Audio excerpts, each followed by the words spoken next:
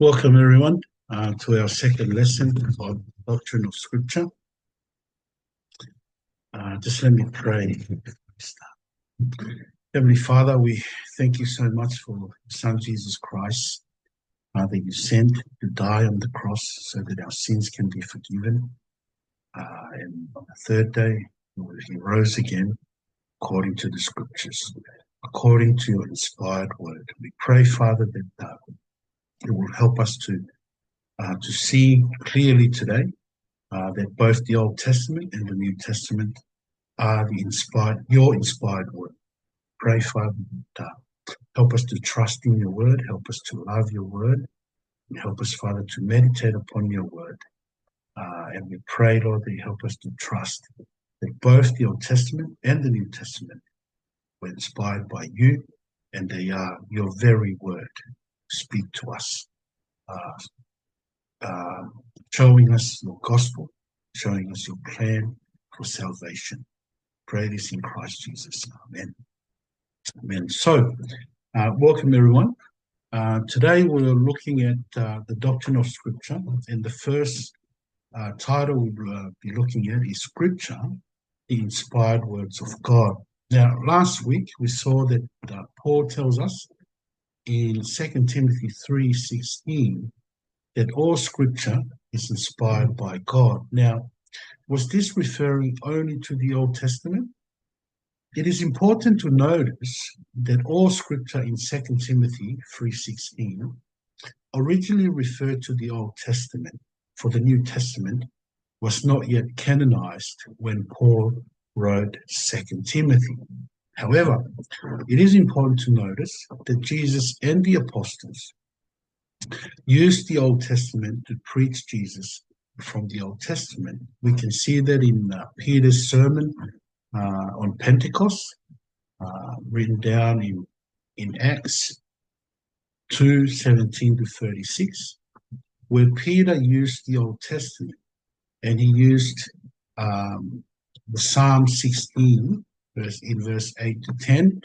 He used that to tell us about how the Old Testament looked at Jesus' resurrection. We're pointing to Jesus' resurrection. And we can see that here, in particularly verse 31, it says, verse 31, he says, seeing what was to come, this is David, King David, he spoke concerning the resurrection of the Messiah.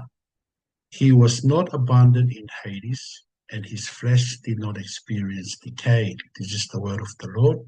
Thanks be to God. Right.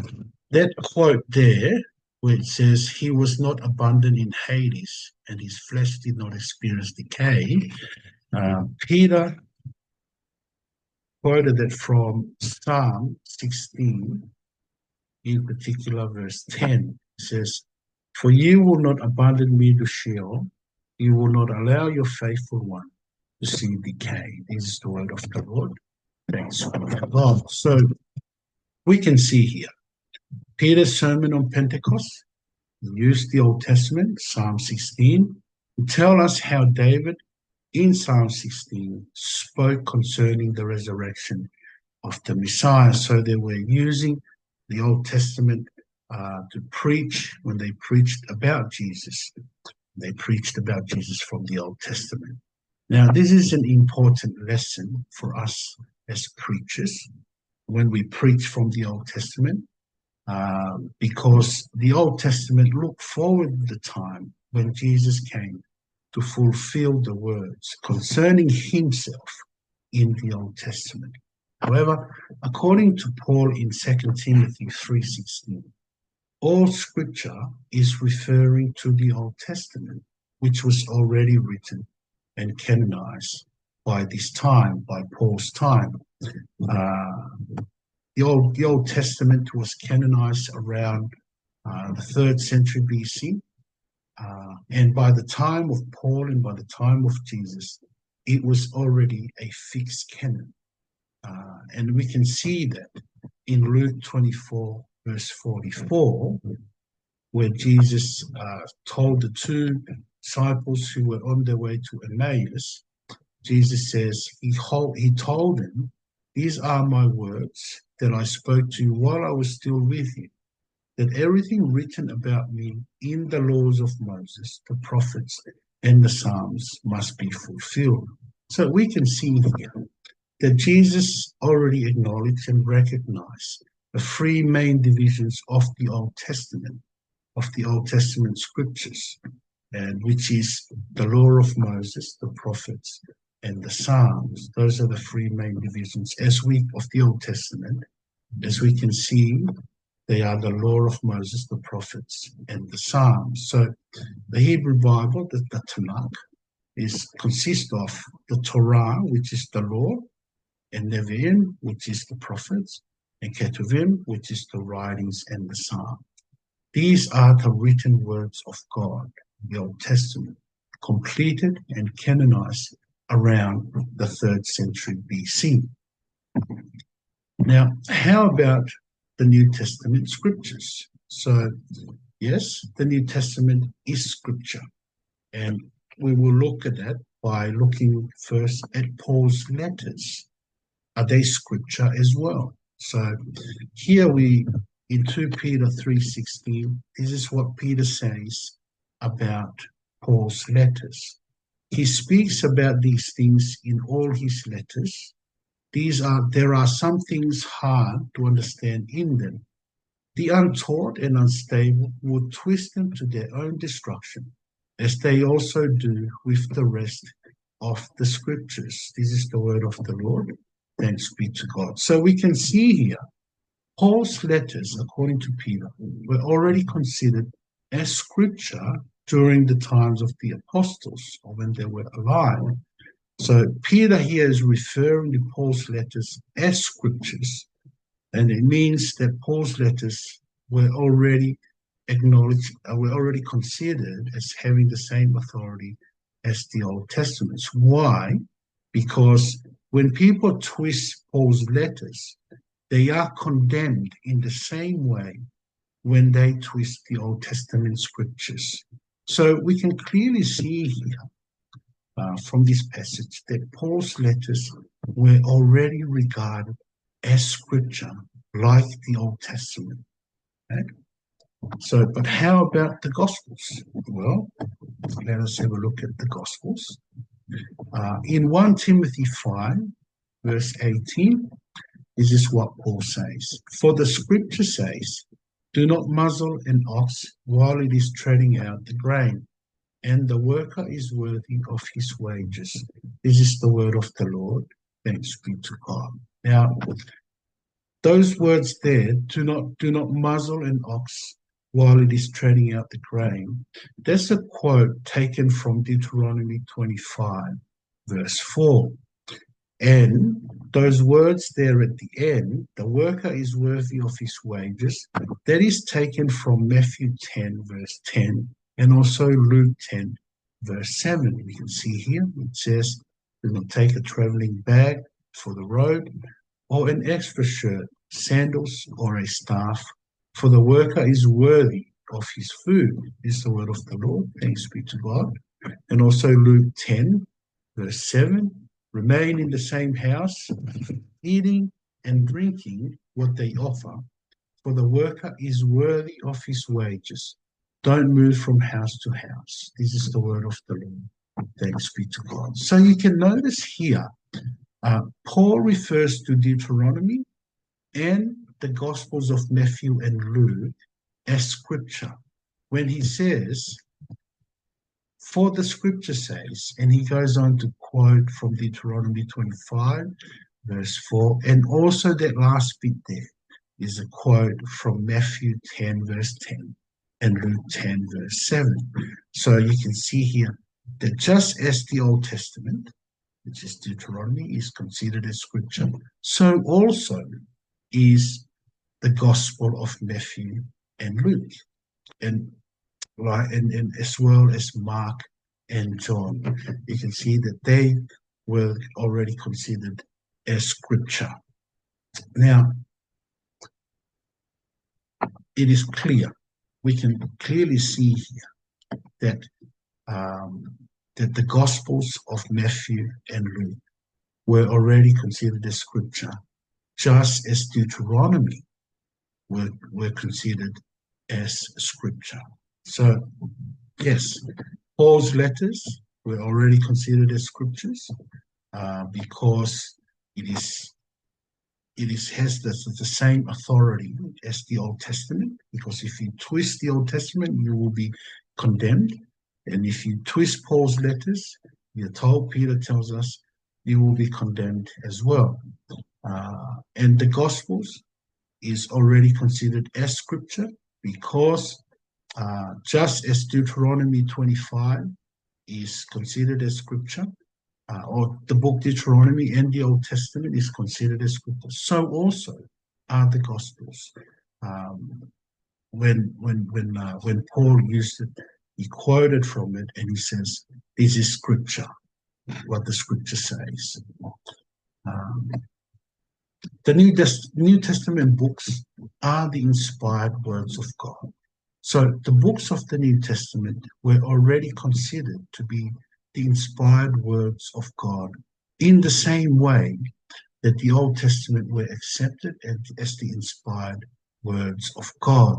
Now, the reason for this is that the apostles were eyewitnesses of the accounts written in the New Testament. Okay? So the New Testament books are the inspired words of God, as we have already seen. But because they were written by eyewitnesses, and they were written based on eyewitness accounts. So we can have a look at the New Testament are the eyewitness accounts. So let us have a look at 2 Peter 1:16. It says, "For we did not follow cleverly contrived myths when we made known to you the power and coming of our Lord Jesus Christ. Instead, we were eyewitnesses of his majesty." This is the word of the Lord. Thanks be to God. Peter and the apostles were eyewitnesses. They did not follow contrived myths when they made known to the people the power of God. In fact, what they preached and taught were true accounts of Jesus, for they saw Jesus with their own eyes and that they were with Jesus Christ. Okay? They were eyewitnesses. Not only that, but we can see in Luke 1, verse 2, it says, "Just as the original eyewitnesses and servants of the word handed them down to us." This is the word of the Lord. Thanks be to God. So what was written by Luke in his gospel and also the apostles were from eyewitnesses and servants who handed them down to Luke. Especially in Luke's gospel, here we are told that what he has written in his gospel were from original eyewitnesses, and they were servants of the word, and they handed them down to Luke and the apostles. Not only that, but we can see here in 1 John 1 verse 1, it says, "What was from the beginning, what we have heard, what we have seen with our eyes, what we have observed and have touched with our hands, concerning the word of life." This is the word of the Lord. Thanks be to God. See, the apostles wrote what they heard and what they touched concerning the word of life, which is Jesus Christ. Also in Acts 4, verse 20, we can see that, "For we are unable to stop speaking about what we have seen and heard." Clearly the apostles saw and heard what the things that they preached, and they could not stop speaking about were things that they've seen and heard. So the New Testament accounts and letters were handed down by original eyewitnesses who heard and saw Jesus and touched and were with Jesus. And this is the reason why we cannot add any other books to the Bible, like the later books, because the later books were not based on eyewitnesses' accounts. So the New Testament books were books based on eyewitnesses' accounts and were written by the apostles who saw and touched Jesus. Now, the Holy Spirit carried along or moved the apostles. Okay? So this is why the New Testament accounts of the New Testament is the inspired word of God, just as because it is based on eyewitness accounts. Here we are told because the apostles were also led, carried along, or moved by the Holy Spirit. Now, the New Testament are the inspired written words of God because Jesus promised to give the apostles the Holy Spirit who will teach them all things and remind them of everything he has told them. You can see that in John 14:26. Jesus says, "But the Counselor, the Holy Spirit, whom the Father will send in my name, will teach you all things and remind you of everything I have told you." This is the word of the Lord. Thanks be to God. So you can see here, just as as all the books in the Old Testament were written by men who were led or carried along or moved by the Holy Spirit, as we are told here in 2 Peter 1:21, because no prophecy ever came by the will of man. Instead, men spoke from God as they were carried along by the Holy Spirit. Just as the prophets who wrote the Old Testament were carried by the Holy Spirit, the New Testament books were also written by men who were carried along or led by the Holy Spirit, whom Jesus promised that the Father will send. Furthermore, you see John 15:26-27, the Spirit of truth says, "When the Counselor comes, the one I will send to you from the Father, the Spirit of truth, who proceeds from the Father, he will testify about me. You also will testify because you have been with me from the beginning." This is the word of the Lord. Thanks be to God. So the Spirit of truth will come to testify about Jesus, and the apostle, will testify about Jesus as well, for they were with Jesus from the beginning.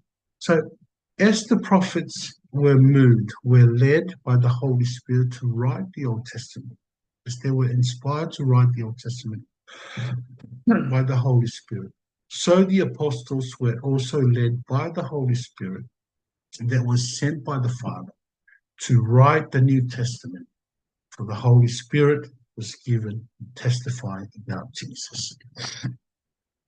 Here again, you see 2 Peter 1:21. The apostles, Peter tells us no prophecy ever came by the will of man. Instead, men spoke from God as they were carried along by the Holy Spirit. So the Old Testament led the prophets, the Holy Spirit led the prophets to write the Old Testament.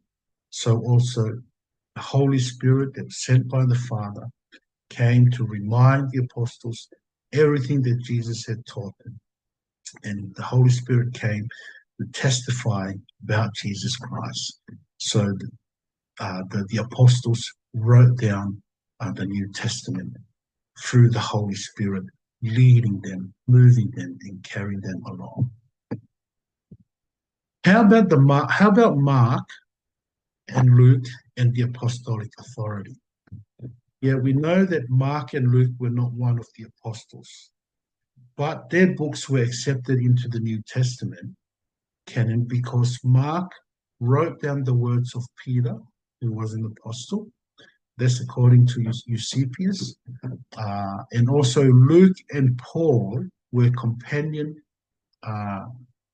Luke was Paul's companion during his ministry. You can see that here in Colossians and 2 Timothy. It says, "Aristarchus, my fellow prisoner, sends you greetings, as does Mark, Barnabas' cousin, concerning whom you have received instructions. If he comes to you, welcome him." This is the word of the Lord. Thanks be to God. And also verse 14, "Luke, the dearly loved physician, and Demas send you greetings." The word of the Lord. Thanks be to God.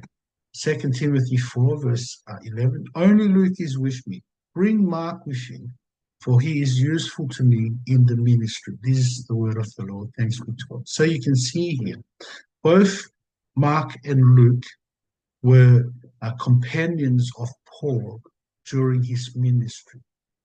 And that's why their books were accepted into the New Testament canon.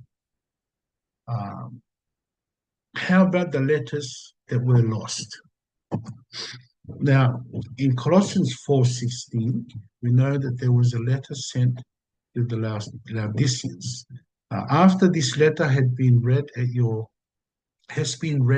gathering, have it read also in the church of the Laodiceans, and see that you also read the letter from Laodicea. See, here there's a letter. Paul has written a letter to be read by the Laodiceans, and also, but we do not have that letter here with us, and we do not. It's lost. Okay, and in 1 Corinthians 5 verse 9 it says, "I wrote to you in a letter not to associate with sexually immoral people." This is the word of the Lord. Thanks be to God. So the First Corinthian book that we have now, letter that we have now, is actually 2 Corinthians, the second letter which Paul wrote, because he had already written to them a letter concerning not to be associated with sexually immoral people. We don't have that letter now. That letter is lost as well. And 2 Corinthians 7 verse 8, he says, "For even if I grieved you with my letter, I don't regret it, and if I regretted it, since I saw that the letter grieved you, yet only for a while." This is the word of the Lord. Thanks be to God. So there was also a letter written after the first letter, a third letter that was written, which is called the letter, the grieved letter. Okay? And that's the third letter that was written by Paul. So we can see that First Corinthians, there was a letter to the Laodiceans that's lost. We don't have that letter. And also there was a letter written before the First Corinthians that we have now. Okay, and there was also a third letter that was written after 2 Corinthians, but we do not have that. So the 2 Corinthians letter that we have now the First Corinthians that we have now is actually the second letter that Paul wrote. In the 2 Corinthians that we have now is actually the fourth letter that Paul had written to the Corinthians.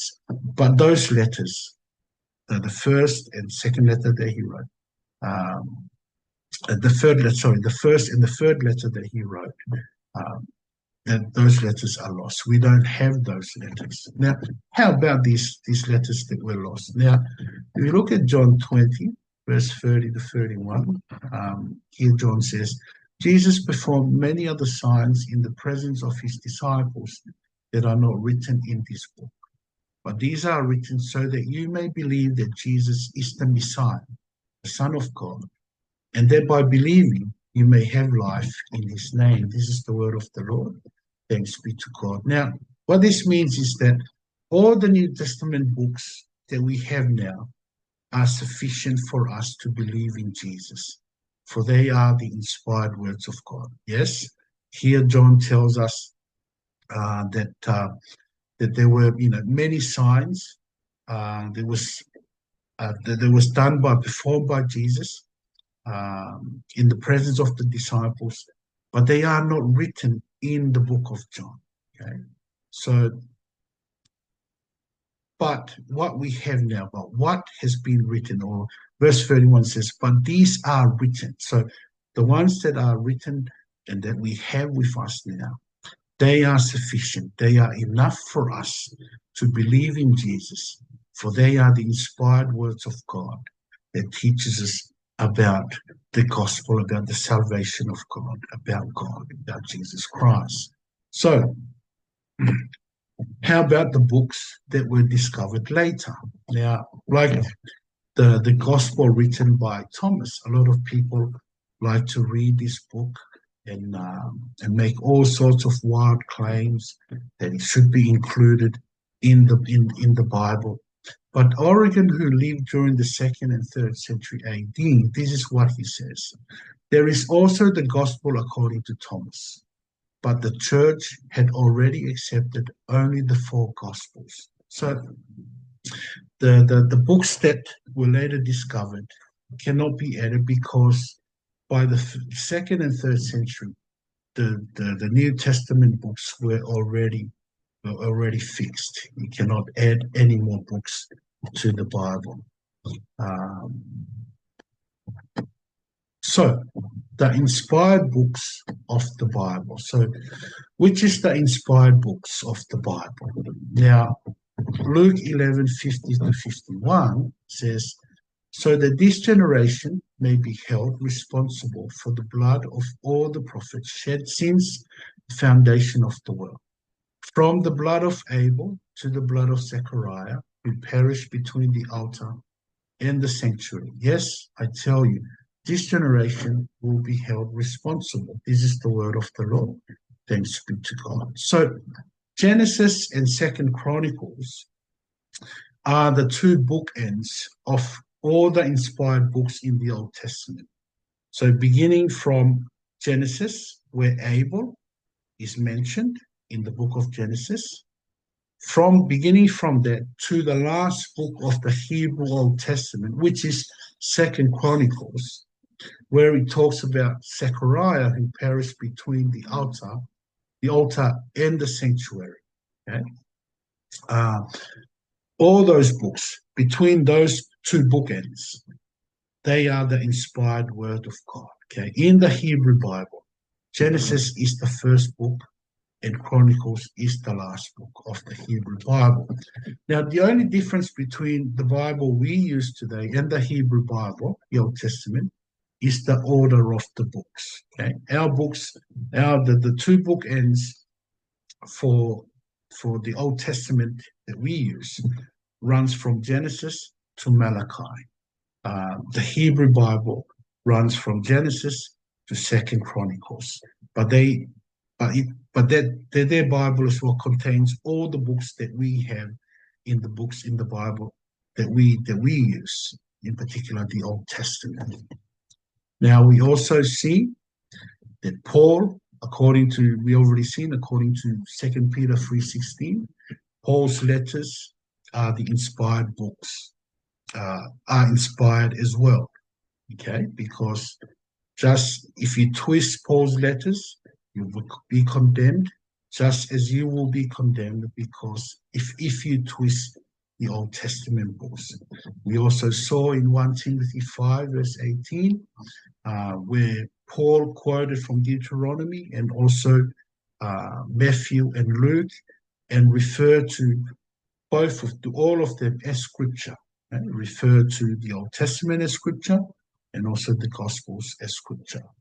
And we also see that the apostolic books, John 15 and 27,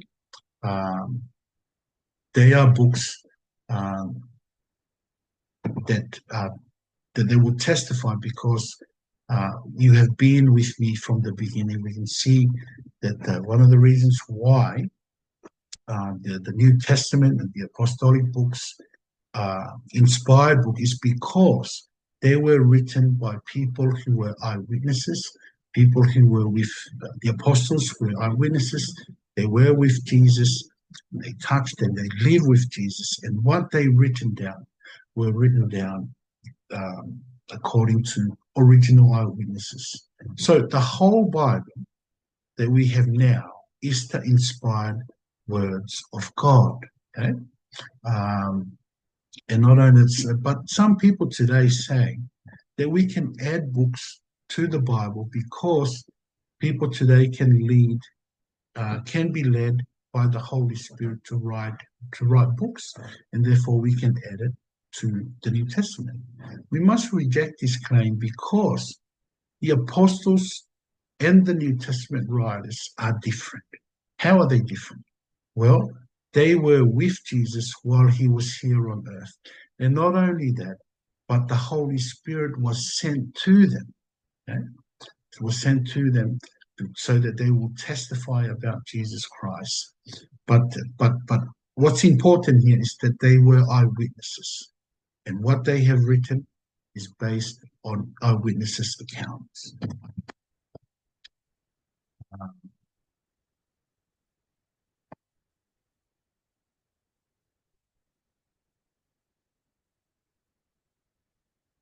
Yeah, so we can see here that we must reject the claim that we can add new books to the Bible because the apostles and the New Testament writers were different.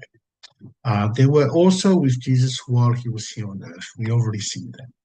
But we also see that we can also see that Jesus personally authorized the apostles to be witnesses of everything he did in both the Judean country and also in Jerusalem. We ourselves are witnesses of everything he did in both the Judean country and in Jerusalem, and yet they killed him by hanging him on a tree. This is the word of the Lord. So also we can see, firstly, Paul's letters are considered as scripture.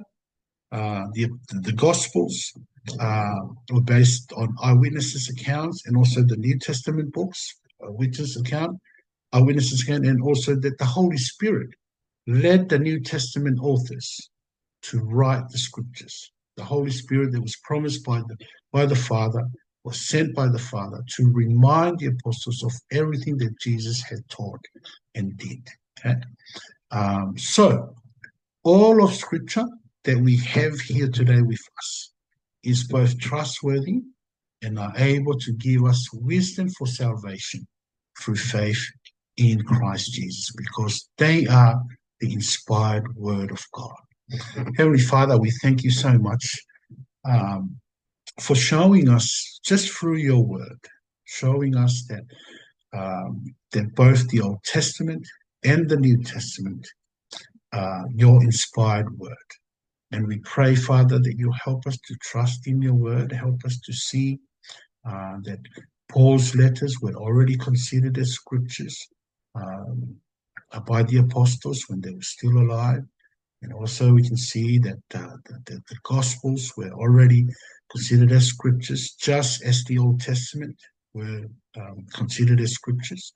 And also that you sent your Holy Spirit to lead them to write down everything that you taught and everything that you have done. And so we thank you so much for the Bible. And we pray that you help us to meditate on your word, the word that we can hear you clearly. And through your word, we are revealed your truth. And we pray, Father, that you help us to be obedient to your word. In Christ Jesus, we pray these things. Amen.